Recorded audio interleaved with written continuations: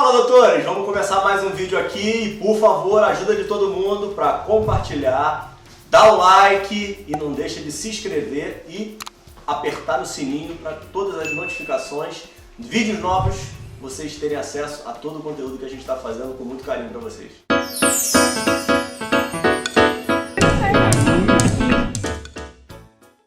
Fala, doutores! Eu sou Ricardo Valente, oftalmologista aqui do Rio de Janeiro, idealizador aí do projeto Fala Doutores. Vamos continuar aí nossa série de conversas dentro da oftalmologia no momento. Se Deus quiser, depois a gente expandindo para toda a área médica, para trazer muita informação e muitos insights aí para vocês dos caminhos aí das pessoas que conseguiram o sucesso tão almejado aí dentro da carreira. Hoje a gente tem mais um fenômeno dentro da oftalmologia. Eu tenho falado aí nos últimos vídeos que, graças ao bom Deus, eu tenho conseguido manter o nível dos convidados. Muita gente boa dentro da oftalmologia brasileira. E hoje a gente tem um expoente. Vou até pegar aqui e dar uma colinha aqui no currículo dele, que é muita coisa para falar, né? Dr. Fernando Trindade, membro da Academia Mineira de Medicina, membro do International Intraocular Implant Club, premiado inúmeras vezes em festivais de vídeo, palestrante nacional e internacional. Coloquei aqui como viajante profissional, né? Porque isso aí a gente vai escutar hoje muita história boa. Fundador e diretor da Clínica de Oftalmologia Cansado Trindade, em Belo Horizonte. Pai de 2 fenômenos da oftalmologia. E, por último e não menos, um exímio cirurgião de catarata e um dos idealizadores aí da facoemulsificação no Brasil. Boa noite, doutor Fernando, tudo bem? Boa noite, cara. Tudo ótimo, né? Muito obrigado pelo convite, é um prazer estar com você aqui, viu? E parabéns pela sua iniciativa de fazer esse programa, entrevistando colegas, né? Isso é muito agradável. Não, tem sido muito bacana mesmo, Fernando, a gente trazer um pouquinho do passado e da história, né? A gente fica vendo muito o momento presente, né? Mas a gente não sabe muitas vezes como é que foi, quanto capim que o pessoal teve que comer para chegar onde está hoje, né? Geralmente é isso mesmo. Mas vamos lá. Lá atrás, né, Fernando, você nasceu aonde exatamente? Eu nasci aqui em Belo Horizonte mesmo, e fui criado aqui em Belo Horizonte. Belo Horizonte é uma cidade relativamente nova, né? Tem 123 anos. Eu nasci na metade do século passado, né? na metade. Então, na realidade, a cidade é uma cidade pequena na época que eu nasci, né? E a maior parte das pessoas que habitavam Belo Horizonte naquela época eram pessoas que vieram do interior, né? E, no meu caso, a minha mãe já tinha nascido aqui em Belo Horizonte. Quer dizer, a minha família sempre foi aqui de Belo Horizonte, né? E eu estou falando aqui da minha casa que é impressionante, mas eu moro no quarteirão onde eu nasci, uma coisa assim, impressionante, né? Mas total falta de originalidade, né? Moro há muito tempo aqui, pertinho, exatamente no quarteirão onde nasci. E como é que era a sua formação familiar e acesso à parte financeira e acesso às informações em geral? A gente não pode nem falar de tecnologia, né? Não, nós pertencemos a uma família de classe média, né? Toda aqui de Minas Gerais, a família do meu pai de Minas Gerais, a família da minha mãe de Minas Gerais, da cidade de São João del Rei, e a família de classe média. Meu pai foi dentista e meu pai viveu 100 anos super lúcido, e trabalhou até com 90 anos, né? E nós tínhamos uma vida assim, de classe média, uma vida muito confortável, né? Estudamos nos melhores colégios, a educação sempre foi um detalhe importante que os meus pais deram para os filhos. Éramos 2 filhos, 3 homens e 2 mulheres, né? 3 irmãos e 2 irmãs. E todos estudaram aqui e depois saíram para o mundo afora aí, né? E eu fiz o curso primário, ginasial, todo no Colégio Marista. No Colégio Marista. Que legal, eu fui marista também aqui. Eu fui aluno marista, né? E fiquei aqui até praticamente no último ano que eu fui para o colégio universitário, que pertencia à Universidade Federal de Minas Gerais, e dali foi um turning point na minha vida, foi exatamente quando eu ganhei uma bolsa de estudos não é convênio, atualmente tem muitos convênios, né, para estudar no exterior, mas na época eu ganhei uma bolsa do American Field Service, que era uma bolsa muito disputada, e na época que ninguém ia para os Estados Unidos, ninguém, naquela época, foi exatamente em 67, eu estava no finalzinho do meu curso científico, né, e foi um turning point, porque a diferença entre o Brasil e os Estados Unidos naquela época era muito grande, né? E a gente não tinha acesso a quase nada, nós estávamos no meio de uma ditadura militar.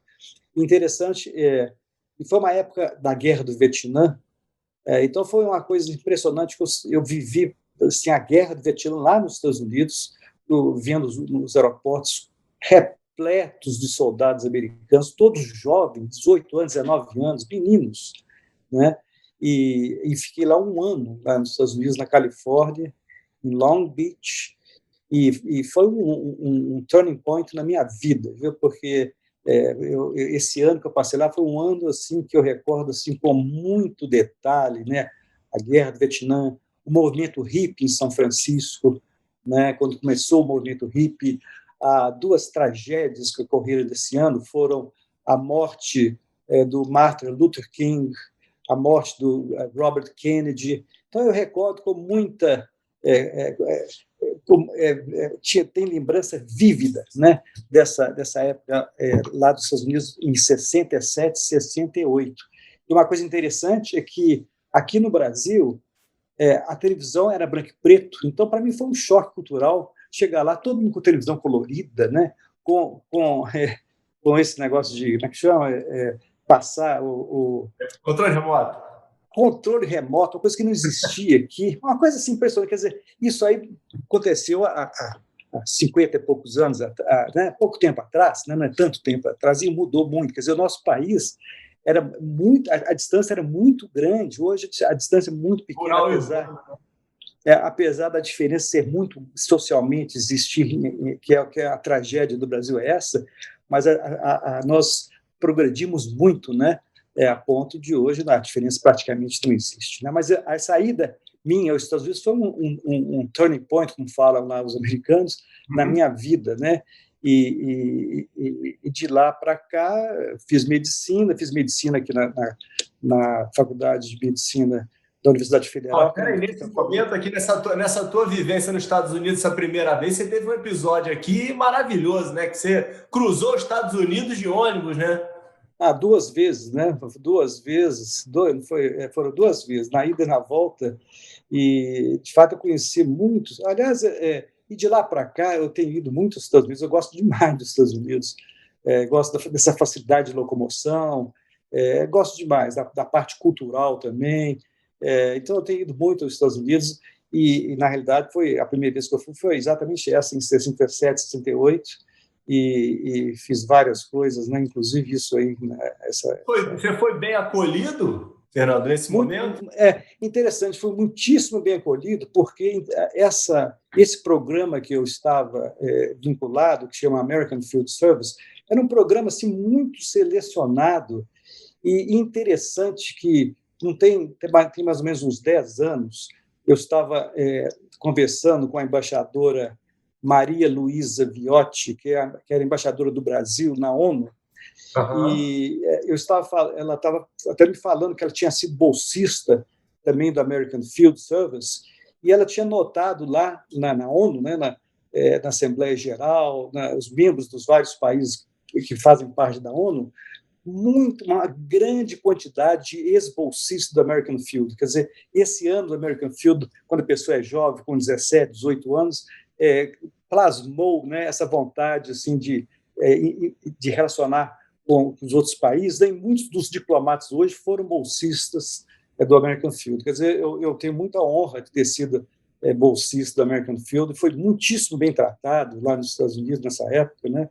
E foi do começo da minha vida. Eu não lembro, interessante, eu não consigo recordar praticamente nada do Colégio Mari, só alguns professores. Eu não lembro quem foi minha primeira professora, isso passou um branco, assim, uma coisa que jamais as pessoas esquecem, né? Mas eu não me lembro, quer dizer, não foi marcante para mim esse período de formação do início, mas no final foi muito mais marcante, tanto assim que eu lembro de detalhes dessa minha vida, desse meu ano de colégio secundário que eu passei nos Estados Unidos, lembro de todo, com muito detalhe, né?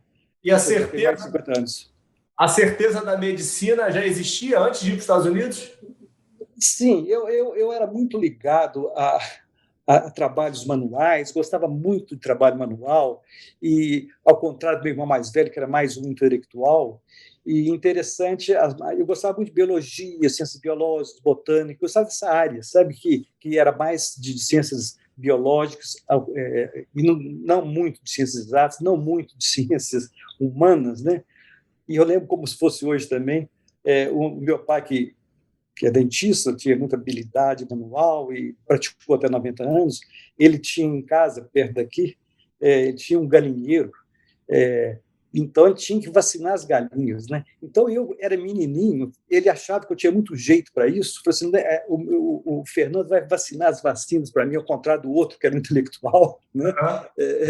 Então eu era o vacinador das galinhas, porque eu acertava direitinho, isso quando eu era pequenininho, né? Então sempre tive um pouco de uma quedazinha, sabe, para esse lado assim de trabalhos manuais, ciências biológicas, né? E foi fácil, assim, quando voltei dos Estados Unidos, aí praticamente eu mergulhei nos estudos aí, passei na Faculdade de Medicina da Federal, que era vestibular dificílimo, na faculdade muito disputada, aliás, eram só duas que tinha em Belo Horizonte, e fiz o curso, e o curso eu mergulhei no curso durante todo o curso médico, não fiz mais nada, não fiz esporte nenhum, pratiquei nada, fiquei só estudando praticamente toda o curso médico, né? Quer dizer, o curso médico também foi uma coisa assim, muito, até um pouco sem graça, sabe? Porque era só parte de estudos, né?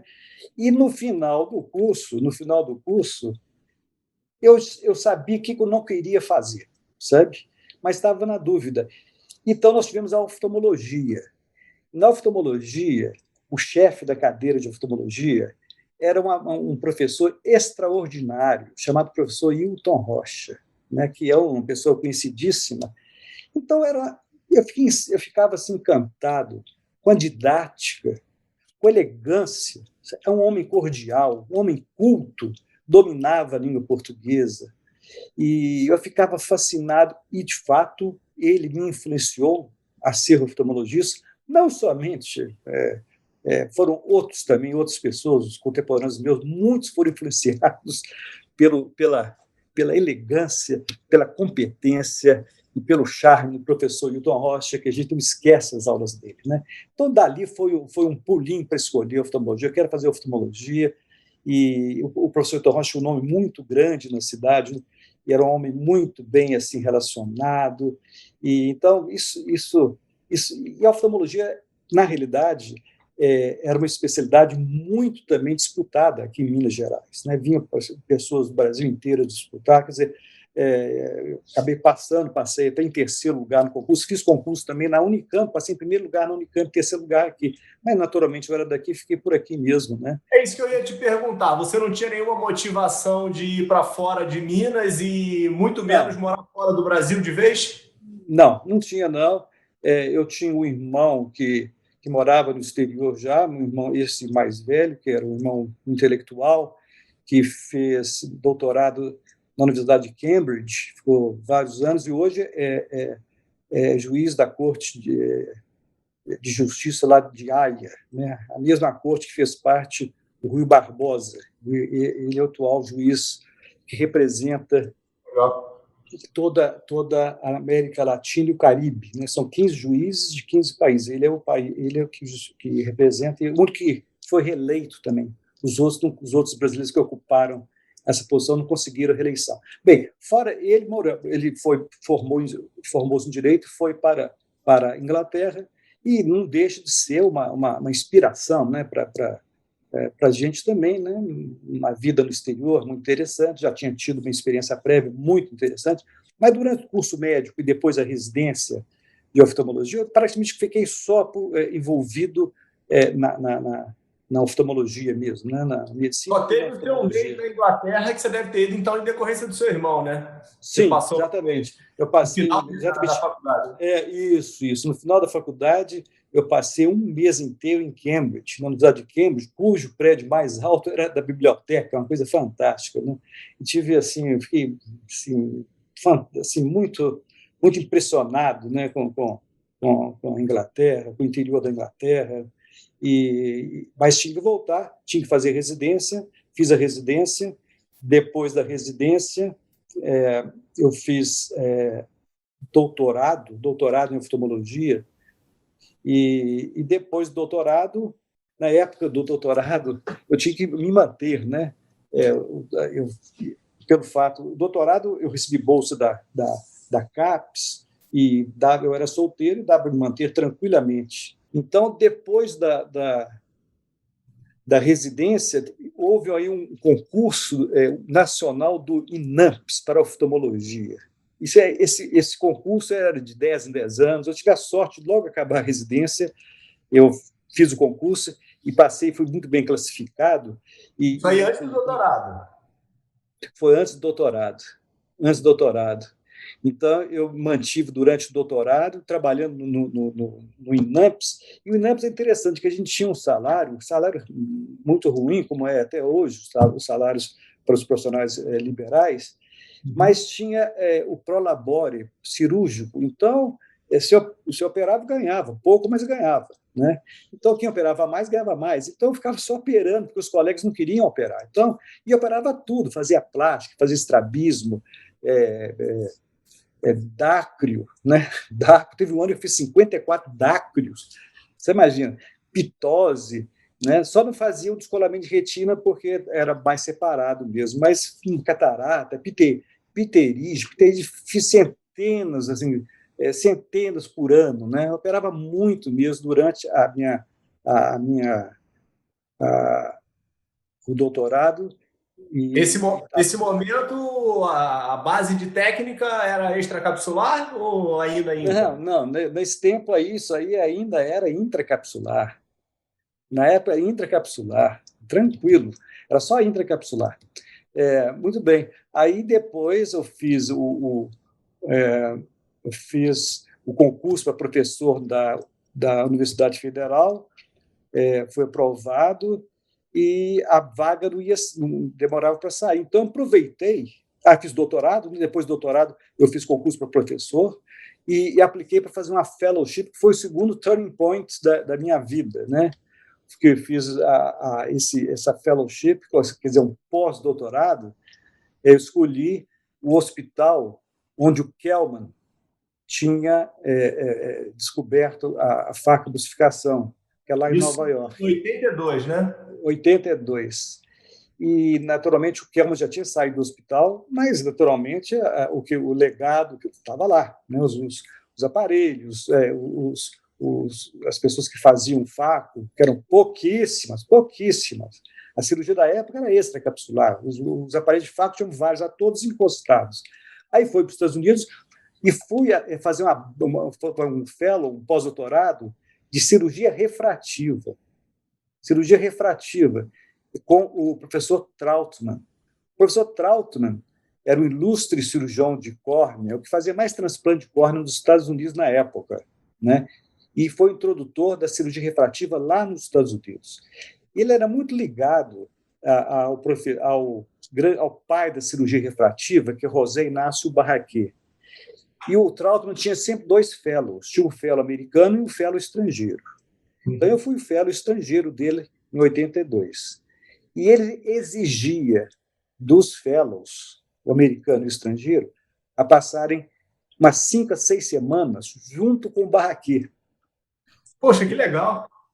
Então, antes de ir para os Estados Unidos, eu fiz uma escala, eu tive que ir para Bogotá, aliás, até encontrei com um fellow americano lá em Bogotá, e passei 6 semanas acompanhando diuturnamente o professor José Inácio Barraquer, pai da cirurgia refrativa.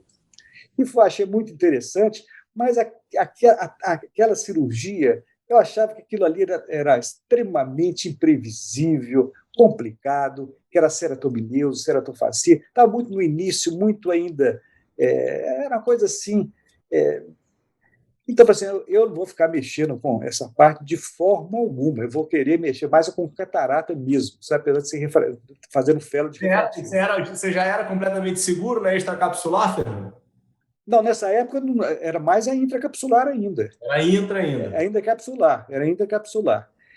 Aí, em 82, aí, eu fui fazer o fellow com o Trautmann, passei 6 semanas lá com o José Inácio Barraquê, aí fui para o Trautmann, aí lá fiquei fazendo o fellow cirúrgico de córnea, cirurgia refrativa, mas tinha catarata também. Você operava? Ajudava a operar. Ajudava a operar. Entrava em toda a cirurgia, via todos os pacientes. Entendi. Né? E no caso do transplante de córnea, a gente tinha o banco de olhos, que era no andar superior do hospital, o banco de olhos de Nova York, o maior banco de olhos do mundo na época. Tinha córnea sobrando. Córnea sobrando. Eu lembro direitinho, como se fosse hoje, Luiz Eurico Ferreira, aí do Rio de Janeiro, ele foi visitar o Trautmann, então eu estive com ele, aliás, ele me procurou para apresentar, para marcar uma hora com o Trautmann, e eu fiz questão de mostrar o banco de olhos do hospital para o Luiz Eurico. Então, ele ficou impressionado com a quantidade de córneas que eram descartadas, que eram consideradas ruins para transplante, impróprias para o transplante, que eram descartadas, que os fellows a gente usava para fazer cirurgia na câmara artificial, né? Quer dizer, a gente tinha uma formação cirúrgica muito interessante dos fellows do Trautmann. Sabe? O Luiz Eurico Ferreira, eu lembro como se fosse hoje também, ele ficou assim, meu Deus, essas córneas são córneas para transplante, né? Ele queria até arrumar uma maneira de levar os transplantes aí para o Rio de Janeiro, dessas córneas que estavam sobrando lá nos Estados Unidos. De fato, sobravam mesmo, né? Muito bem. Então, eu fiz esse fellow lá com o Trautmann, e lá me aproximei de um jovem cirurgião muito simpático, né? Que era o Dodek. O Dodek mais fazia cirurgia de catarata extracapsular com implante de lente lá no Manhattan, na Nia. Então, eu fiquei acompanhando os dois. Né? Acompanhava oficialmente o Trautmann, e o Trautmann era uma pessoa assim, muito amável também, e ele deixou até acompanhar o Dodek, e na época eu já era casado, e eu deixei os meus 2 filhos aqui no Brasil. Fui para lá sozinho. Então, eu ficava o dia inteirinho por conta disso. Inclusive, à noite, eu era o último a sair do bloco cirúrgico, porque eu ficava lá com as córneas artificiais, as córneas que sobravam do banco de olhos, fazendo sutura, slipknot, incisões, né? Brincava com microcerato, uma coisa desse tipo, pegando.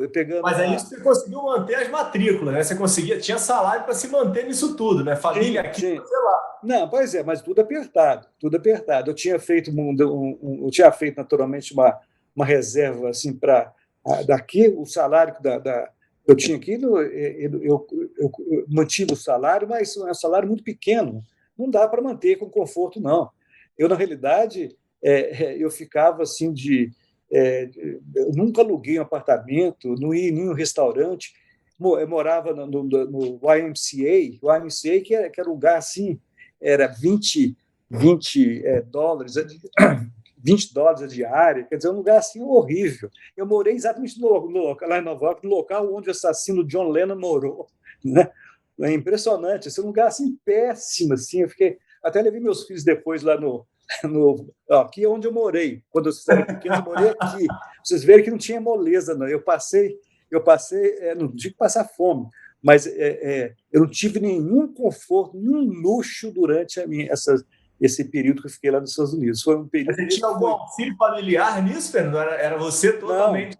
Não, só eu tinha bolsa. Na realidade, eu tinha bolsa de pós-doutorado, que era uma bolsa razoável, dava $2.000 na época. $2.000. Aliás, foi interessante isso, pelo fato de ser pós-doutorado, foi quase automático. Quando eu fui fazer o fellow, né, o pós-doutorado, eu apliquei o CNPq, CAPES e Fulbright. Eu ganhei todas as 3 bolsas e tive que escolher uma. Escolhi a do CNPq. Né? Foi do CNPq. E fui bolsista do CNPq durante toda essa época. E foi uma época muito interessante, a minha família aqui em Belo Horizonte e eu sozinho lá, perdido lá, perdido nada, eu estava assim, na realidade, achando tudo ótimo, né? Achando, aprendendo a Uma fazer, esponja, né? tendo contato, né? Eu tinha tempo, o tempo era todo meu, quer dizer, eu não tinha nada a não ser isso, né? Quer dizer, eu me dediquei assim durante todo o tempo que eu passei lá, de manhã até até 10 horas da noite, todos os dias, a oftalmologia. Quer dizer, foi Você muito ficou bem lá um aproveitado. ano. Eu fiquei menos de um ano, eu fui lá em julho e voltei em janeiro. Foram 7 meses, mas super intensivos, sabe? Não tinha feriado, não tinha nada. Era E sua tudo esposa assim. estava ali esperando quando o senhor voltou? Estava esperando ainda, por incrível que pareça, sabe? Por incrível que pareça. E ela foi, naturalmente, ela teve um papel importante na formação dos meus filhos, porque no início, assim, se não fosse ela, seria complicado, né? Mas estava mais ou menos programado eles irem também, né? O mais velho tinha um ano e meio, o outro tinha 2 meses, 3 meses, quer dizer, não dava. Aí ia ficar dividido, quer dizer, foi até. A gente morria de saudade e tal, mas, na realidade, tem males que vêm para o bem mesmo. Deu certo. E deu certo, deu certo. Eu aproveitei bem. Então, logo, eu tive que voltar um pouco mais cedo, né, que eu podia ficar um pouco mais. Eu tive que voltar um pouco mais cedo, porque a minha vaga na faculdade tinha saído, e se eu não ocupasse esse espaço, né, se eu ficasse lá mais uns 3 meses, eu perderia a chance, que foi uma coisa muito importante, de eu me tornar professor da Faculdade de Medicina do Hospital São Geraldo, onde fiquei 25 anos, né, e tive um contato fantástico com os residentes, né, muitos residentes hoje ocupam posições Posições de aí destaque. de destaque aí, inclusive a presidência de vários órgãos de classe nosso aí, o CBO, a Sociedade Norte-Nordeste, foram todos, Beliz, o João Marcelo Lira, todos foram ex-residentes, hoje são grandes amigos, né? Quer dizer, foi ótimo, então deu tudo certo. Eu voltei, fui imediatamente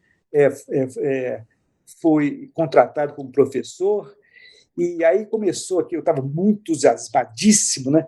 Era extracapsular, e só assim que comecei a ensinar os residentes. Interessante, os residentes começaram a fazer extracapsular muito antes dos professores. Todos os residentes sabiam muito mais que os próprios professores da instituição, né? E depois, aquilo ali foi... depois, uns anos depois, veio a FACO, né? E hoje está tudo democratizado, né?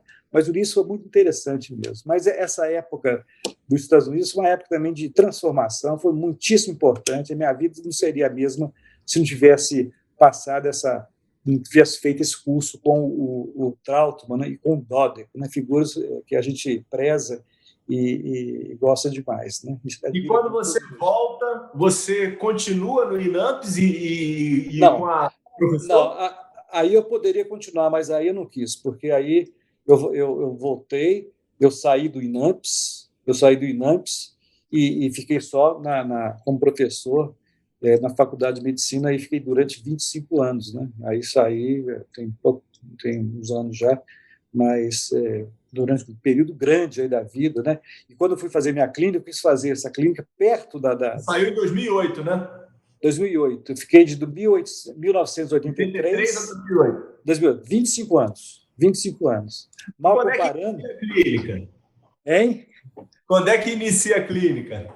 Não, pois é, a clínica iniciou exatamente em 83 e eu quis fazer a clínica perto do Hospital São Geraldo, para não perder tempo na ida e volta, né? E era pertinho, dá para ir a pé. E comecei a fazer a clínica e fui o primeiro a fazer essas cirurgias ambulatorialmente. Antigamente, aqui, inclusive aqui com o Instituto Hilton Rocha, funcionando, que era costume, né, internar os pacientes antes da cirurgia e durante alguns dias depois da cirurgia. E comecei a fazer, fui o primeiro a fazer mesmo a cirurgia ambulatorial, operava e sair imediatamente, né? Naturalmente, no início o pessoal não achou muita graça, e hoje ninguém mais fala sobre isso, né? Hoje é o comum, né? Quer dizer, mas E quais eram as ambições da clínica quando você abre, Fernando? Você tinha ideia de Não, conseguir chegar onde chegou? não, na realidade, eu nunca pensei muito no futuro, não. Sabe? Eu pensava assim, eu vou fazer agora, vou tentar fazer o melhor possível, né? Era só um naturalmente, consultório? eu tinha o consultório, e sem convênio, hein? Nunca tive convênio, assim, nunca tive Ah, você convênio. nunca teve convênio? Não, não, nunca tive convênio. Tinha muitas referências de vários colegas, né? Eu também não me preocupava muito, não, porque o negócio começou a aumentar, foi no início, né? E depois deu para se manter muito bem, deu para se manter muito bem até hoje, né?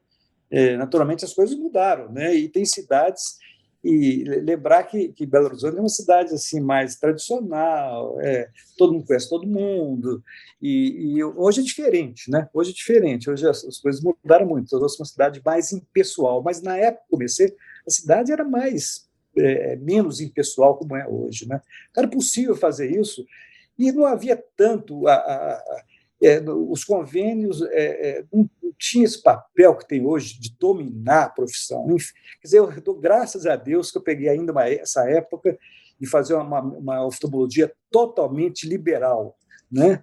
De fazer com Mas foi uma gosto. escolha sua, né? Porque A provavelmente. escolha é minha. E tinha a faculdade que me dediquei muito lá durante esses anos, eu ficava praticamente entre a faculdade e consultório, quer dizer, faculdade e consultório, quer dizer, eu tinha uma vida muito reservada, muito preenchida, né, profissionalmente falando, né, e viajava muito, assim, ia nos congressos todos, entrei logo em contato com a Sociedade Brasileira de catarata, de implantes intraoculares, né, na época do Rio de Janeiro. Fui presidente da sociedade no início também, viajava muito pelo fato de ser presidente. Hoje as coisas mudaram, porque a cirurgia está muito democratizada, né? Então, todos estão fazendo muito bem a cirurgia. A cirurgia foi facilitada pela tecnologia, né? E, E quando é que mas começaram os vídeos, Fernando? os vídeos começaram no século passado, sabe? Foi assim, em 1900 e alguma coisa. E naturalmente, o vídeo é um elemento muito importante de ensino, né? Ninguém jamais esquece uma cena. Às vezes você lê um livro, estava lendo um livro aqui, lê um livro, daqui a um ano você já esqueceu que você leu o livro, né? Se esqueceu alguma coisa, 2 anos, você esquece. Já a imagem tem um poder de retenção muito grande, né? Então, tem os filmes que você assistiu há 30 anos atrás, aquilo ali você jamais esquece, né? Cenas, né? Como John Travolta dançando no Saturday Night Fever, sei lá, aquele negócio, né? Da década de 70, né? Mas esquece, né? Outras cenas também de décadas atrás, ninguém esquece. Então, o vídeo retém, e é muito fácil de transmitir, né? Mais fácil que os próprios trabalhos por escrito. Você vê hoje, né? Você vê hoje, né? E surgiram esses festivais de vídeo, a gente tem que agradecer demais a Sociedade Americana de Catarata e Cirurgia Refrativa, que eles foram os pioneiros, né? E a ideia foi exatamente da Sociedade de Catarata, e o Spencer Thornton, que faleceu agora há pouco tempo, foi o que deu essa ideia, né? E isso transformou a especialidade. Você vê todas as especialidades das subespecialidades da oftalmologia usam demais o vídeo como um método assim, de transmitir conhecimento, né? Então, naturalmente, a gente participava todos os anos desses congressos e e como eu tinha também um arsenal de casos interessantes, porque eu trabalhava na universidade, onde é um celeiro de casos assim comuns, né? E com soluções também, às vezes, incomuns. Então, eu comecei a fazer reviews e fui premiado muitas vezes nos Estados Unidos, foram 2 Grand Prizes, né? E foram 8 prêmios que eu recebi lá, 4 prêmios na Europa, um lá na Ásia, né? né? Então, hoje, na realidade, esses Você foi concursos... pioneiro na gravação, né? Porque as pessoas inicialmente não tinham muito hábito de gravar. Não tinha. Para você ganhar o teu primeiro prêmio em 98, você começou já... Quando que você começou a gravar? Quando é que foi Lá para 90, 90 e poucos, né? 90 e poucos. Hoje, o papel desses festivais de vídeo é mais secundário. Por quê? Porque surgiu uma coisa fantástica que chama YouTube. YouTube surgiu em 2005, 2008, não sei. Quer dizer, isso revolucionou. Esse YouTube revolucionou. Quer dizer, se você tiver uma ideia interessante, uma técnica cirúrgica, você pode colocar no YouTube, você vai ver demais. Vai ter muita gente que vai ver o seu vídeo, né? Quer dizer, os festivais não têm tanta importância, mas antigamente não tinha isso, então a gente tinha que gravar em VHS. Aí os premiados eram colocados num VHS especial, aí mandar para o mundo inteiro, né? Quer dizer, era uma coisa muito... Isso aí no início de 2000. Há 20 anos. 2000, quer dizer, isso tem pouco tempo, relativamente pouco tempo. Mas eu lembro que isso é graças à Sociedade Americana de Catarata e Cirurgia Refrativa, na pessoa do Spencer Thornton. E os americanos sabem fazer as festas, sabem promover. Os americanos são fantásticos para isso, né? Eles estimulam a concorrência, né? Estimulam a concorrência, e isso faz o negócio para frente, né? Isso em tudo, nos esportes, por exemplo, em tudo. Por isso que os Estados Unidos são um celeiro assim, em tudo, em literatura, nos esportes, em medicina, em tudo, porque existe essa cultura aí, e eles sabem fazer essa promoção muito bem feita, né? Bem, uma vez... Você fazia diferente, Fernando, nesses vídeos que você ganhava tantos prêmios? Não fazia nada diferente e talvez eles gostaram. Eu lembro, o primeiro vídeo grande que eu ganhei foi um vídeo mostrando a fisiopatologia da catarata com lente fáscica de cama posterior, né? Foi em 2000, com imagens de UBM, que eles nem tinham direito lá, a gente já tinha na Faculdade de Medicina, mostrando que aquela estagnação do muracoso feita pela lente fáscica em cima do cristalino poderia ser a causa da formação de catarata nesses casos. Ninguém falava isso naquela época. Uhum. Né? Agora, de uns anos para cá, surgiu aquele buraquinho colocado no ICL exatamente para melhorar a circulação do muracoso, né? Coisa que eu já tinha falado nesse meu vídeo, tinha mostrado, inclusive. Né? Quer dizer, e à medida que você vai ganhando os vídeos, o pessoal começa a olhar também, olhar para você com outros olhos. Né? Isso aí, pelo menos, deve ter...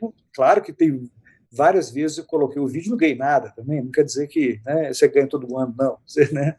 Mas eu ganhei nos Estados Unidos 8 vezes, deve ter colocado uns 13 vídeos, uma coisa assim. Né? Mas é uma coisa interessante o vídeo, e hoje eu vejo que os vídeos são até muito... Hoje é até mais fácil de ser feito, porque você não gasta coisa nenhuma. Né? Você faz tudo, edição. Eu vejo meu filho, Cláudio, que fez um vídeo que foi também Grand Prize na 2017, 2017, exatamente. Ele praticamente não gastou nada. Para competir com aqueles vídeos do Japão, que são todos assim altamente profissionais, né? Quer dizer, tudo fica muito caro, são vídeos caríssimos, né? E o Cláudio ganhou lá o Grand Prize com um vídeo que praticamente ele fez sozinho, tudo, né? Sozinho na edição, quer dizer, isso facilitou muito, né? Mas o vídeo, de fato, é fantástico. E a gente vê no Brasil isso, certos locais, a própria tem a faculdade lá do ABC, é impressionante o ABC está de parabéns, que eles têm isso lá, na pessoa do Dr. Ricardo e o Edmundo agora que tá sucedendo, né? O Ricardo que faleceu, né? Da refrativa, e que ficou o Edmundo. E o Edmundo ele estimula os residentes a produzirem vídeos, tem concursos, né? Isso acaba havendo uma produção grande de vídeos, né? Isso já está muito... todo mundo já faz vídeo muito bem, né? Não tem ninguém mais, isso não é nenhuma novidade. Tem YouTube, que é grande agente democratizador da dispersão, aí, da divulgação, né, de conhecimento através do vídeo. Né? Então, esse vídeo que você fez recentemente, ano passado, né, da história da cirurgia de catarata, ficou magnífico. Pois é. Esse vídeo interessante é um vídeo que eu fiz. Na realidade, eu devo esse vídeo a um convite que foi o Dr. Pedro Paulo Fabre, que é presidente da Brascas. Ele me convidou a dar aula magna num congresso de 2018 em São Paulo. Então, eu falei assim, mas eu vou falar sobre o quê? Eu falei assim, você pode falar sobre a aula que você deu lá no Nordeste sobre isso, né? Então tá bom, então eu vou melhorar essa aula, né? Então, vou melhorar essa aula. Então, para falar sobre a história da cirurgia da catarata, então viajei o mundo afora, como vocês podem ver, né? Fui ver vários museus, né, fantásticos de instrumentos de catarata, tem instrumentos antigos de catarata, os personagens principais, né? Demorou mais ou menos 2 anos para preparar esse vídeo, 2 anos. E esse vídeo, alguém viu o vídeo, a sociedade asiática. Eu visitei o Cairo em 2009 e fiquei impressionado que eu não reparei naquela relato da cirurgia de catarata que você tirou, não sei de onde aquilo. Exatamente. Mas eu fiz com o maior prazer. Na realidade, isso foi até uma aula, né? Uma aula que eu usei muito vídeo nessa aula, uma aula de tá tanto em inglês como em português. Mas até quem não viu, eu acho melhor até olhar a versão em inglês, com a versão assim mais condensada, sabe? De 35 minutos. A outra tem mais de 1 hora. Em português tem mais de 1 hora. Em inglês tem 35 minutos, está mais condensada. E está agora passando no site da Sociedade, da Associação Asiática e Pacífica, Asia Pacific Association, Society of Cataract Refractive Surgeons, que é uma sociedade grande, né? Enorme. China, Índia, Japão, Austrália, sabe? Envolve muita gente. Eles pediram, você imagina, eles me pediram licença para passar esse vídeo. Foi feito um vídeo assim, sem nenhuma sofisticação assim no áudio. Foi esse áudio nosso aqui, sabe, de computador, né? E eles gostaram, mas de fato a essência, eu acho que a essência está boa. E eu fui a fundo mesmo na história, sabe? E tem imagens lá que é difícil de ter mesmo. Difícil ter aquelas imagens, né? É um registro assim, histórico assim, que me deu muito prazer para fazer. Sabe? Eu tive o maior prazer, e o roteiro que eu fiz, né? Foram várias viagens na Europa e na Ásia também, quer dizer, foi fantástico. Né? E agora, essa parte das viagens. Você é um viajante profissional. Você sempre conectou com os congressos pelo mundo ou são viagens só de hobby, de lazer? Não, geralmente estavam sempre vinculados a congresso, né? Assim, eu ia no congresso, depois eu fazia alguma coisa interessante, né? Assim, eu viajava, ia para algum lugar e gosto muito assim eu sou muito curioso, e gosto assim, antes de viajar, estudar um pouco sobre o lugar onde eu vou, sabe, ver um pouco da história, e gosto demais sobre isso. Então eu aprecio muito as viagens, e hoje mais do que nunca, sabe? Mais do que nunca, sou super curioso ainda para conhecer coisas novas, né? Mas e mesmo aqui no Brasil, eu sempre viajei muito aqui no Brasil, eu gosto de viajar muito aqui em Minas, né? E agora lá eu comprei uma casinha lá em Portugal em 2014, quer dizer, tem 7 anos. No Porto ou em Lisboa? Na região de Lisboa, na região de Cascais, no Estoril. E então eu vou pelo menos ter ido. Eu estava vendo exatamente, eu voltei agora, mesmo com a pandemia, eu arrisquei um pouco, eu fui 3 vezes à Europa durante a pandemia, sabe? Foi no início da pandemia, que foi no ano passado, eu estava lá, em janeiro. Geralmente nessa época eu passo 1 mês. Fui em setembro, que as coisas tinham melhorado lá em Portugal, e voltei agora em final de dezembro, fui em final de dezembro, voltei tem 1 semana. Tem 1 semana que eu voltei de Portugal. Né? Estava a situação muito ruim lá, né? Mas eu acho muito interessante essa casinha em Portugal, que me dá a liberdade de ser assim uma base para mim viajar por lá, sabe? Quer dizer, Sim, sim. fica muito fácil, né? Você está na Tem casa algum lá. projeto de abrir alguma coisa por lá? Eu lembro no ano passado. No ano passado eu estava lá eu acho que foi no ano passado mesmo. Eu estava lá sozinho, inclusive. Então teve um jogo do Real Madrid, do Real Madrid contra o Paris Saint-Germain, né? Ia ser no sábado, uma coisa assim. Né? No sábado, não foi no dia da semana, na quarta, uma coisa assim. Eu decidi ir na véspera, né? Assim, eu vou para lá, vou para Madrid, pego um avião, mala de mão, vai para Madrid, vai para Paris, vai para Roma, vai não sei o que mais, 2 horas e meia, faz as viagens e volta. Quer dizer, isso que eu gosto mais atualmente é isso, sabe? Essa liberdade de escolher para onde ir, assim, sem planejar muito, né? Sem Mas planejar você muito. tem algum projeto de abrir alguma coisa profissional por lá? Alguma... Não, nenhuma, nenhuma, Como é que você vê esse nem, paralelo de medicina e do pessoal da oftalmologia por lá e aqui, Fernando? Você tem algum contato Ó, maior? eu tive contato recente com um ex-residente nosso que está lá radicado em Portugal já há 10 anos. Eles têm todas as condições lá, condições melhores que tem aqui. Naturalmente, a remuneração mais fixa, né? Quer dizer, ninguém vai ficar milionário fazendo oftalmologia em Portugal, mas vai ter uma vida muito saudável, uma vida muito tranquila e tendo tudo à sua disposição. Então, eu estava vendo lá esse nosso colega, né, ex-aluno, tem Uhum. tudo à disposição, não tem que preocupar para contratar funcionário, não se preocupa em comprar lente, em comprar faco, comprar laser, não sei o que lá. Tem tudo à disposição, quer dizer, não se preocupe, ele preocupa simplesmente com a profissão dele, né? Trabalho tem, né? Tem uma vida digna, num lugar assim, super agradável, num lugar seguro, tem a vida tranquila, quer dizer, é muito bom, não é ruim. Mas, na realidade, na altura do campeonato, eu não tenho nenhuma pretensão em absoluto de ter amigos lá, tem amigos, nossos colegas lá, são amigos, mas nunca tive.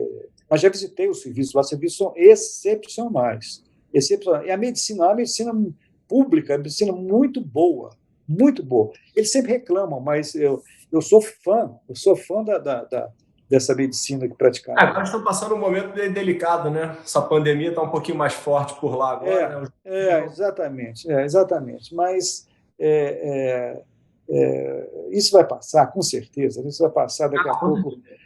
E precisa passar porque o mundo está muito sem graça, né? O mundo está muito sem graça, está todo mundo tudo muito fechado, né? Isso tem certeza absoluta aí que daqui a um ano, essas horas, a gente já esteja é, nem pensando E pegando esse teu gancho aí do mundo sem graça, vamos para suas passagens peculiares aqui. Conta para gente como é que foi essa experiência de voar aí nesse monomotor aí, pousando no aeroporto de LaGuardia aí, com uns pilotos um pouquinho diferentes do habitual. Isso aí foi interessante. Foi logo depois que eu acabei a fellowship, quer dizer, foi em 83 eu voltei.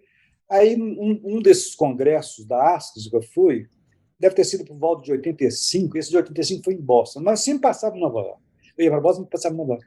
Nessa época, em 85, então, numa dessas vezes, eu passei lá em Nova York e falei assim, eu nunca vou, eu vou fazer uma coisa meio assim estranha. Eu vou lá para Atlantic City no helicóptero Trump. O Trump tinha uma companhia aérea. Esse maluco que saiu, né, graças aos americanos colocaram ele para a rua, mas é um maluco. Então ele tinha uma companhia aérea chamada Trump Air, né? E tinha a ponte aérea principal era feita de helicópteros, aqueles helicópteros grandes, carregava 30, 40 pessoas, né?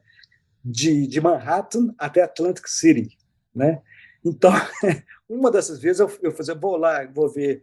Eu queria mais fazer o passeio de helicóptero que propriamente julgar lá no cassino lá da Atlantic City, mas fui em Atlantic City, fiquei lá o dia inteirinho, fui no helicóptero do Trump, da Trump Air, lotado. Só aqueles velhos que não tem nada mais para fazer, que fica mexendo com o jogo, né? E na volta não tinha. O pessoal fica, às vezes, 2, 3 dias lá fazendo jogatina. Não tinha o voo da Trump Air, né? Então, eu comprei uma passagem da Trump Air e veio. Eu pensei que ia voltar no helicóptero, era um aviãozinho tipo Cessna, sabe? Não sei se é Cessna ou tipo Caravan, aquele, mas tinha um motor só na frente, e os 2 pilotos tinham assim, mais ou menos uns 19 anos, não tinha mais do que isso, não, né? E tinha só eu e o outro lá, que eu acho que era da companhia também, quer dizer, um passageiro no avião, à noite, meu Deus. Mas foi um voo tranquilo e pousou na Guardia, tranquilamente. Eu saí e fui embora. Foi uma passagem curiosa essa, voando pela Trump Air, né, para Atlantic City. A volta que foi mais interessante mesmo. E esse outro episódio aí que você teve próximo do Woody Allen e foi indagado pelo Ziraldo se você era manager dele? Isso é interessante. Eu ia muito, como falei, eu ia muito a Nova York e gosto muito dessa figura controvertida que é o Woody Allen, né? Ela lançou até a autobiografia há pouco tempo, já até li todinha já. É uma figura controvertida, mas interessante e inteligente. E ele tocava lá no Carlyle Hotel, lá em Nova York, tinha um grupinho lá do Carlyle. Então, teve um dia que eu e a mulher, nós fomos lá no Carlyle e assistimos lá o Woody Allen. Eu fiquei impressionado com a falta de empatia do Woody Allen com o pessoal que foi lá vê-lo. O pessoal não foi ver o conjunto, o pessoal foi ver o Woody Allen, né? Sem nenhuma empatia, assim, não olhou para ninguém, não agradeceu ninguém, deu boa noite, ficou só tocando lá o instrumento dele durante 1 hora e meia, e depois ele foi embora. Eu fiquei decepcionado com a atitude dele, sabe? Não quis falar com ninguém, né? E um dos presentes era o Ziraldo. Eu não tinha visto o Ziraldo lá, não, sabe? Não tinha visto, não. No final lá, eis que chegou uma pessoa aqui me perguntando em inglês se eu era o manager do Woody Allen, e era o Ziraldo, né? Eu falei que não era, mas não conversei, não quis desapontar nem nada, falei que não era, ele saiu, né? Mas ele estava lá exatamente nessa mesma noite, né? Mas foi uma das raras... bem, a única vez que eu encontrei com ele foi lá no Carlyle Hotel, vendo o Woody Allen tocar, né? Mas um episódio interessante lá de uma cidade que eu gosto imensamente, que é Nova York, né? E a parte da meditação, quando você introduziu na tua vida? Não, foi interessante que eu tinha separado da minha segunda mulher e não sabia o que ia fazer, sabe? Por exemplo, vou meditar em Nova York, sabe? Vou meditar em Nova York. Então, vi os vários cursos, tudo né? E me inscrevi num curso lá, sabe? Aí fui ver o curso, era em frente à Bolsa de Valores. O curso, assim, não é possível, num lugar assim, menos assim, propício para fazer esse tipo de meditação, né? E fiz o curso, era caro o curso, né? E fiquei lá, eu acho que uns 3 ou 4 dias, fazendo diariamente esse curso de meditação. Eu achei muito interessante, apesar do lugar, fazer curso em frente à Bolsa, né? Em frente do edifício, em frente àquele tourozinho que existe ali em frente à Bolsa de Valores de Nova York. Recomenda para os cirurgiões ou você acha que não vale muito a pena, não? Não, recomendo enfaticamente, porque o cirurgião está sempre com casos assim desafiadores, né? Eu acho que a meditação ajuda demais você relaxar, entrar em contato com o si próprio, né? E isso manter a calma, né? É muito importante. Isso eu acho que tem só assim, a facilitar, né? Isso é uma coisa muito importante. E fiz há pouco tempo atrás um curso também de meditação lá no deserto do Novo México, que eu recomendo demais também, lá do Novo México. Novo México, lá foi a primeira vez, deve ter quanto tempo? Uns 6 anos, 7 anos, 8 anos. E, Uhum. e lá no Novo México foi a primeira vez que eu vi que existe a Milky Way, né? A Via Láctea. Eu falei assim, esse negócio de Via Láctea não existe, nunca vi. Né? Nunca vi Via Láctea. Né? Por quê? Nunca vi porque eu sou um sujeito muito urbano, eu gosto muito da cidade. Nunca fiquei saindo muito para fazenda, para rio. Nunca vi a Via Láctea. Lá eu vi a Via Láctea, porque lá é escuro, deserto do Novo México, à noite um breu total, e ali a gente via exatamente aquela coisa linda, né, que é a Via Láctea. Né? Vocês acampavam lá? Foi um curso com um psicólogo lá dos Estados Unidos, que juntamente com mais, foram 8 casais, e nós éramos o único casal brasileiro, estrangeiro, o resto eram todos americanos, muito interessante. Também recomendo, uma coisa diferente, e num lugar muito interessante, que eu voltei depois outra vez lá, não para fazer meditação, mas simplesmente para andar mais e lugares mais vazios nos Estados Unidos. Sabe? Foi nessa viagem que você comeu o melhor bife do mundo? Não, não. Esse melhor bife do mundo que eu te falei foi num lugar assim, fantástico do México, chamado São Miguel Allende, onde tem muitos expatriados norte-americanos que moram lá, muitos artistas, escritores famosos não, mas estão lá, né? E lá foi de fato o lugar que eu comi o melhor bife da minha vida, de churrasco, né? Uma coisa deliciosa, inesquecível, foi em São Miguel Allende, no México. Não foi no Novo México, foi no México, né? No país México. E essa meditação foi no Novo México, no estado americano, né? Não tem nada a E ver. me diz outra coisa, Fernando, que eu tenho uma curiosidade imensa. Como é que foi para você a formação dos teus 2 filhos que estão tendo aí um sucesso absurdo e estão super na crista da onda da oftalmologia nacional, fazendo uma analogia para a tua formação e o teu momento? Como é que você coloca o teu papel aí de pai? A gente sempre tem uma humildade muito grande, né? Porque, obviamente, que tem um mérito gigantesco deles, né? Mas a gente sempre, quando o filho dá errado, a gente bota a culpa nos pais. Quando dá certo, a gente tem que botar também, né? Na realidade, é o seguinte, a gente tem que considerar que tem muita sorte de ter escolhido a oftalmologia, né? Porque a oftalmologia é uma especialidade fantástica, né? Quer dizer que, para começar, eu acho que eles fizeram a escolha certa, né? De terem feito a oftalmologia. E é o que eu sinto assim, é uma satisfação muito grande, sabe? De ter esse sentimento de continuidade. Eu acho que quando a gente chega numa idade, a gente vê que tem uma continuidade, ainda mais com o nível dessa continuidade, a gente fica muito realizado, muito satisfeito. Mas eu acho que eu não participei assim, de nada muito importante, não. É simplesmente, talvez, o contato diário. Eu acho fantástico trabalhar com os filhos, e os 2 filhos são casados com 2 oftalmologistas também, quer dizer, todo mundo é oftalmologista, quer dizer, é muito interessante, sabe, esse contato diário, né? E é muito importante também a presença do sangue novo, né? É muito estimulante, né? Muito estimulante a gente ter contato aí com pessoas mais novas, estão sempre com ideias novas, né?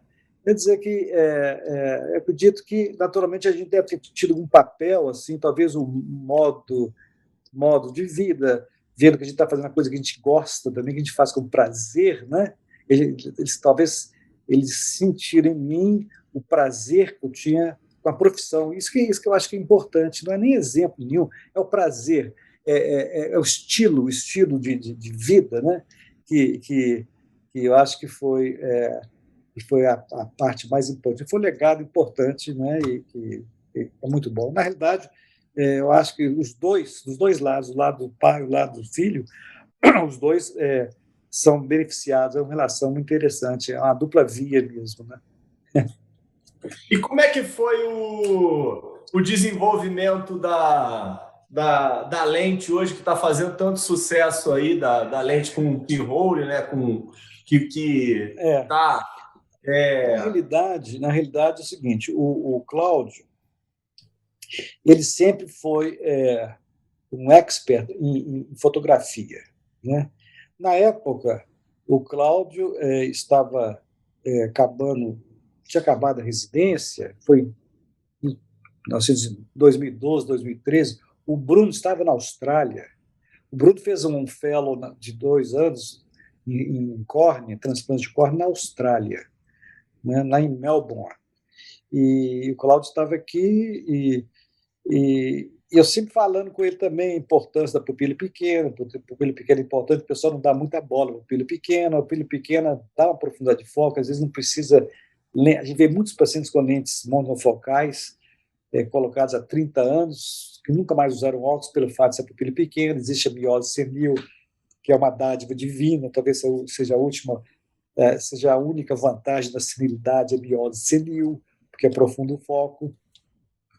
E ele né, um estudioso em fotografia, e mexia muito com infravermelho, sabe?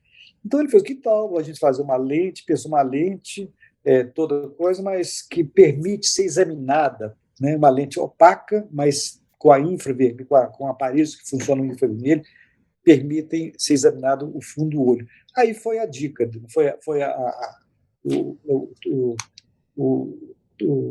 a ideia que ele teve, né? Usar o material, pesquisou esse material tinha só na Alemanha, foi atrás do fabricante, o Bosch, o fabricante pequeno, muito assim criterioso, aceitou, foram feitas vários tipos de lentes no início, né? E só sei que o negócio pegou mesmo, e para certos casos resolve muito bem. Nesses casos de astigmatismo irregular, já tenho visto, vejo lá, já fiz vários também, né? Cirurgia assim, fácil de ser feita, e na realidade baseado no princípio milenar que é o estenopeico, né?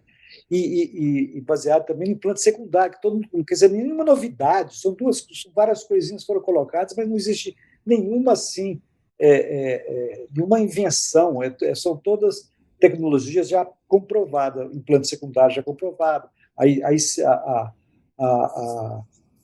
as lentes de edição, né, a Sucoflex, né, pavimentou o caminho para esses implantes no sulco ciliar, né? Então isso facilitou muito, né? Mas sempre tem aquela coisa, né? Foi graças ao conhecimento da fotografia que ajudou a bolar essa lente, né, que tem sido um sucesso internacional, né? É muito peculiar essa história, né? Como é que é um hobby associado a uma qualidade técnica ímpar dele, né? Conseguiu. E como está colocando, né? Depois que está feito, parece que é simples, né? Mas antes de alguém fazer, ninguém tinha pensado nisso, né? Exatamente. Tem uma parcela significativa de pacientes aí que estão assim, uma situação ruim, porque ou é transplante de córnea, ou é isso. Porque às vezes tentaram lente de contato, não deu certo, tentaram outros recursos, não deu certo, quer dizer, vai mesmo para. A solução é essa mesmo, né? E os casos estão se avolumando, né? As indicações têm aumentado, né? E há pouco tempo nós temos um caso também de uma paciente com multifocal, com a cápsula toda aberta, paciente super insatisfeito há anos, tinha anos que estava insatisfeito com a lente. A única solução é trocar a lente, mas trocar a lente vai cheio de fibrose,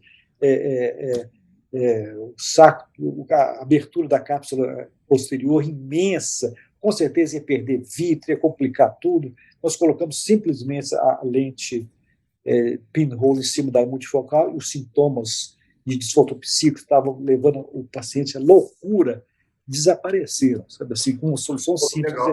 São casos assim off-labels, né? Completamente fora da indicação principal, que é para astigmatismo irregular, né? Vocês hoje na clínica, Fernando, atendem plano de saúde também ou até hoje só no particular? Até hoje, né, por incrível que pareça, a gente está conseguindo manter. Claro que o volume não é tão grande assim, mas dá para manter bem, dá para fazer bem, dá para fazer tranquilamente. Vários casos aí, né? Naturalmente, todos os pacientes que vão lá têm convênio. Todos têm convênio. Não tem um que não tenha convênio, né? Mas é uma coisa ainda que eu acho que a tendência é mudar isso, né? Mas tem uma parcela de pacientes que valorizam esse tratamento diferenciado. Isso não tenha dúvida. Isso eu Com falo certeza. mesmo, né? E a gente investiu foi nisso mesmo, eu tenho feito assim, né? Não, muito legal. E como é que você vê aí, doutor Fernando Trindade, aí em 2025, os próximos 5 anos, muitas cirurgias, muitas viagens, para que caminho que a gente... Olha bem, eu me vejo como estou me vendo hoje, né? Espero que esteja tudo bem. Uma coisa, o grande patrimônio que a gente tem mesmo é a saúde. A gente, ainda mais agora, a gente pode valorizar isso bem, né? Quem tem saúde tem tudo. Então a gente tenta manter uma boa saúde, tenta manter um bom equilíbrio, está sempre bem disposto, né, com saúde, e pronto, e aproveitar essa vida maravilhosa que a gente tem, né? Nós médicos, nós oftalmologistas, temos uma vida assim maravilhosa, né? Que para dar inveja mesmo em todas as outras especialidades. Você imagina se estivesse fazendo outra ginecologia, obstetrícia, você imagina que terror. Não poderia fazer as viagens que eu faço, né? E você pode ver todas as especialidades. Nós tivemos muita sorte mesmo de ter escolhido a oftalmologia. Isso eu sinto todos os dias. Eu vejo que meus filhos sentem a mesma coisa também, que foi uma escolha muito bem feita. E as pessoas que estão começando agora, eu acho que ainda, apesar da automatização, que vai tirar um pouco da graça, da prática da oftalmologia, sem dúvida alguma vai tirar um pouco da graça, mas ainda é uma especialidade fantástica, né? Que é um pouco separada dos hospitais, a gente pode fazer uma coisa só da gente, quer dizer, é fantástico. Então, eu me vejo assim, me vejo fazendo o que você tem que ter feito hoje, né? Eu fico só vendo meu pai trabalhou morreu com 100 anos, trabalhou até 90 anos, e morreu muito lúcido. Ele sempre falava assim, ó, e quando tinha 95 anos, eu ia visitar na casa dele, ele me falava assim, ó, os melhores tempos o melhor tempo da minha vida, sem dúvida alguma, foi o tempo que eu trabalhava, né? Maldizendo, tá? A aposentadoria quase que forçada depois dos 90 anos, né? Então ainda eu me sinto muito jovem, sabe, para pensar alguma coisa diferente do que eu tenho feito hoje. Então eu quero fazer exatamente a mesma coisa do que estou fazendo hoje, sabe, assim, praticando a medicina, a oftalmologia diariamente, operando toda semana, e podendo fazer as viagens, indo lá para Portugal, indo para a Europa, né? E gosto muito aí do Rio também. O Rio é uma das minhas paixões, hein? Eu gosto muito do Rio de Está sempre convidado. Vai ser sempre bem recebido aqui. Eu tenho um apartamento aí que tem uma vista fantástica, e o meu descanso de tela, vou até te mostrar aqui, é a vista que eu tenho do meu quarto do Rio de Janeiro, né? Que em Ipanema, tem uma vista para o Cristo assim, né? Parece quando eu assim, levanto de manhã, mesmo quando vou dormir, eu olho assim, o Cristo, não é possível, que coisa maravilhosa, né? Então eu fico até triste ver. Rio de Janeiro tem essa característica assim. Tá vendo o descanso da tela? Lindo? Tô. Isso aí é a imagem que eu tenho da minha janela, lá do meu apartamento aí, meu pequeno apartamento, que é uma verdadeira toca, né? Uma toca que eu tenho aí, fantástica no Rio de Janeiro, que quando eu posso, sempre vou. Às vezes fico dentro, fico lendo, levo os livros, fico lendo, fico vendo o Cristo lá, isso me repousa, isso me enche de energia, sabe? E eu faço isso muito. Então, eu espero que ainda nesse próximo ano, aí, nesse ano mesmo, eu vá várias vezes para o Rio de Janeiro, que é uma cidade que eu gosto demais. Né? Não, com certeza. Doutor Fernando, excelente. Muito obrigado pelo teu tempo. Foi um prazer. Para a gente conversar. Infelizmente, o tempo não permite que a gente consiga fazer isso. Poderíamos fazer aí mais uns 3 episódios com o doutor Fernando Trindade, que tem muita coisa para a gente conversar, muita história boa. Então, eu agradeço também a oportunidade, viu? Meu grande abraço e parabéns pela sua iniciativa. Isso é muito essa sua iniciativa, eu acho que é muito interessante para todos nós, que a gente fica conhecendo os próprios colegas, né? Isso é muito Com certeza, esse é o grande objetivo. Tudo de bom para você também e felicidades, viu? Tá bom, Fernando, um abraço. Obrigado, vai descansar. Tchau. Tchau, até logo. Tchau, até logo. Tchau.